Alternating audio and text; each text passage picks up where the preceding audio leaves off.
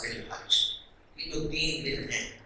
جب بھی کوئی قربانی دینے والا شخص جانور کو لٹاتا ہے، اس کی گردن پہ چھری رکھتا ہے، تو وہ کیا پڑھتا ہے؟ بسم اللہ۔ گویا یہ دن اللہ کے نام کی دھوم مچا دینے،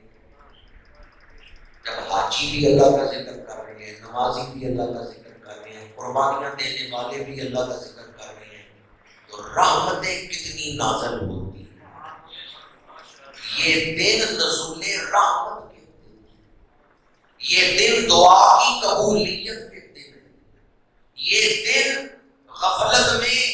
عید کی خوشی کے نام پر غفلت میں پڑھ کے ضائع کرنے کے لائق نہیں، بلکہ یہ دن تو عبادت کر کے کچھ حاصل کرنے۔ دو نسبتیں میں نے ان دنوں کی آپ کے سامنے بیان کی،